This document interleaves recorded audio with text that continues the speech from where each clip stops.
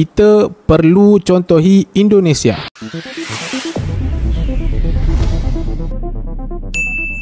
Assalamualaikum warahmatullahi wabarakatuh. Salam jumpa lagi. Semoga Tuhan Yang Maha Kuasa selalu memberikan rahmat untuk kita semua.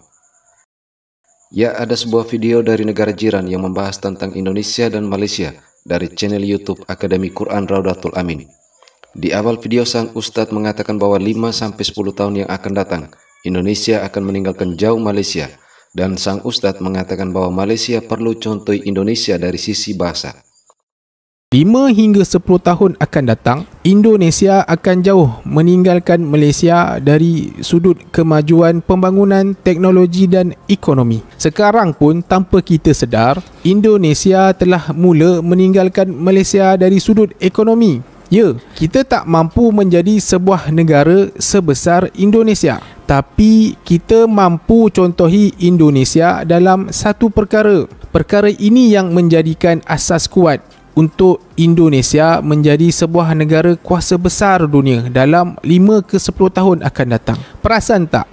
Orang Indonesia tak kira bangsa, mereka bercakap dalam bahasa Indonesia. Tak ada satu pun bercakap bahasa Indonesia bunyi lain dari kebanyakan orang Indonesia yang lain. Dia Cina ke, India ke, Celup Mat Saleh ke, pertuturan yang mereka guna semuanya sama, bahasa Indonesia. Belum pernah kita jumpa orang Indonesia cakap bunyi Cina, bunyi India, bunyi Mat Saleh. Belum pernah. Semua bunyi Indonesia. Wah, seronoknya tadarus masa bulan Ramadan. Jom kita daftarkan diri sekarang. Sistem pendidikan mereka disatukan dengan satu bahasa, bahasa Indonesia. Mereka melestarikan bahasa Indonesia bermula dari peringkat sekolah. Pendidikan awal rakyat Indonesia menggunakan bahasa Indonesia. Apa yang mereka akan capai dengan satu bahasa? Dengan penyatuan bangsa menggunakan satu bahasa, mereka boleh capai dan mampu capai apa yang mereka nak. Kestabilan ekonomi, mereka mampu. Kestabilan politik, mereka mampu. Mereka dalam kelompok yang mampu capai apa yang mereka nak sekarang. Mereka ada sesuatu yang kita belum ada. Penyatuan bangsa menggunakan satu bahasa. Ini perkara asas yang negara Indonesia telah berjaya capai dengan jayanya. Penyatuan berbilang bangsa dengan satu bahasa. Bahasa Indonesia. Malaysia, apa dah jadi? Lemah sangat kita. Bukan sebab kita lemah fizikal. Bukan sebab kita bodoh. Sebab kita tak nak, tak mahu, terlalu bertolak ansur membiarkan bahasa yang sepatutnya ditutur oleh semua rakyat Malaysia yang mengaku mereka adalah rakyat Malaysia tidak dikuatkuasakan untuk wajib ditutur oleh semua rakyat Malaysia. Yang seorang bunyi itik, lagi seorang bunyi ayam. Member dekat sebelah makan popcorn. Bahasa Melayu terpinggir di tanah sendiri. Wajarlah Indonesia semakin ke depan mereka bersatu dalam satu bahasa. Bahasa menghilangkan benteng yang memisahkan bangsa. Malaysia, sayang, 1000 kali sayang. Bahasa bangsa mengemis di tanah sendiri. Inginkan kemajuan, inginkan kestabilan ekonomi. Mula dengan penguatkuasaan bahasa Melayu untuk semua rakyat Malaysia. Semua rakyat Malaysia wajib fasih bertutur bahasa Malaysia. Sudahlah dengan okeylah tu, janji ada bunyi. Jangan jadi manusia yang tiada jati diri. Belajarlah berasimilasi dengan budaya asal tempat kalian tinggal sekarang. Bercakap dengan bahasa Melayu yang fasih. Belajarlah jadi rakyat Malaysia yang sebetulnya. Manfaatnya kita semua akan rasa. Sangat mudah untuk mencapai kekayaan, kestabilan ekonomi dengan penyatuan bangsa dengan satu bahasa. Kesamarataan tidak mustahil dicapai bila benteng yang memisahkan bangsa disatukan dengan bahasa Melayu. Mulakan dengan penguatkuasaan bahasa dulu. Kemewahan lain dia akan datang dengan sendirinya. Tahniah Indonesia. Dan bagaimana tanggapan dari Profesor negara jiran sendiri atas kondisi kebahasaan di negara jiran?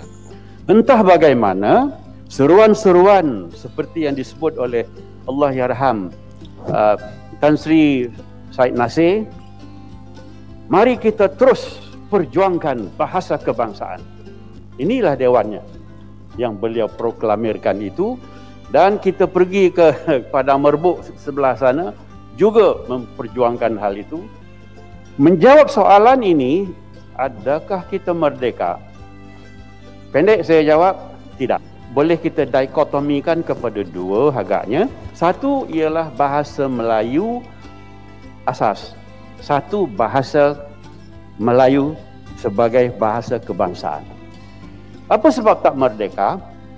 Pertama, beribu istilah yang datang menerusi perniagaan, menerusi interaksi, menerusi komersial dan dagangan lain, diterima masuk. Baik. Tak salah kita ambil istilah-istilah itu, tetapi bila tidak ada tapisannya, prosesnya dan juga tertibnya, maka kita jadi penutur caca merba.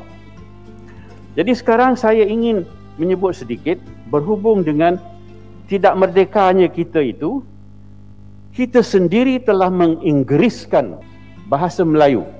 Kalau kita lihat di Indonesia, ya, mereka begitu berjaya sekali menyatu padukan warga negara yang dianggap sebagai berbeza-beza. Kalau puak peribuminya sudah ada 1,500 puak yang berbeza-beza. Jadi mereka berjaya menyatu padukan warga negara mereka melalui bahasa. Hakikatnya harus kita akui, kita masih lagi tidak mantap dari sudut penggunaan baik dalam kerajaan maupun swasta. Dan kita juga harus akur bahawa kita mahu kehidupan yang beradab dan berbudi, dan bahasa itu tidak boleh dijual beli. Tinggi bangsa adalah kerana bahasa. Benar-benar. Dan ada ungkapan yang kerap kita dengar, yang kurik kundi, yang merah saga, yang baik budi, yang indah bahasa, lahir sebagai santapan pantun kerana ketertinggian budi dan bahasa dalam amalan kita. Dan saya percaya dalam kalangan kita hari ini, sebagaimana dinyatakan oleh Tan Sri Raisiatim tadi, ramai dalam kalangan warga Malaysia seolah malu dan segan untuk menggunakan bahasa Melayu kerana persepsi bahawa ia tidak setaraf dengan kedudukan bahasa Inggeris, bahasa-bahasa lain.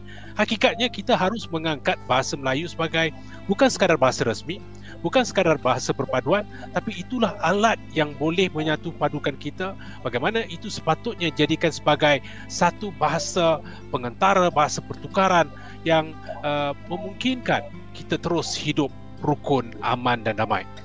Malahan kalau kita perhatikan, dalam kalangan agensi kerajaan sekalipun masih lagi menggunakan bahasa Inggeris di dalam edaran mereka, masih lagi menggunakan bahasa Inggeris di dalam mesyuarat mereka, masih lagi tersipu-sipu untuk menggunakan bahasa Melayu. Ya, sudah menjadi pengetahuan umum bahwa bahasa Indonesia sudah menjadi salah satu dari 10 bahasa resmi UNESCO. Namun hal ini berbanding terbalik dengan bahasa Melayu di negara jiran yang tidak mampu dimartabatkan sebagai bahasa kenegaraan. Bahasa Melayu hanya menjadi bahasa bagi kaum Melayu, dan itu pun sudah tercemar dengan bahasa asing. Sedangkan bagi kaum-kaum lain seperti Cina ataupun India, dapat dikatakan tidak menjadikan bahasa kenegaraan sebagai bahasa percakapan sehari-hari, dan malah ada yang tidak tahu sama sekali. Dan hal ini berbeda dengan Indonesia yang menjadikan bahasa Indonesia sebagai media untuk menyatukan suku, agama, ras, dan golongan yang berbeda-beda dalam satu bahasa, yaitu bahasa Indonesia, sehingga dapat dikatakan bahasa Indonesia adalah bahasa persatuan. Oke, demikian video ini. Wassalamualaikum warahmatullahi wabarakatuh.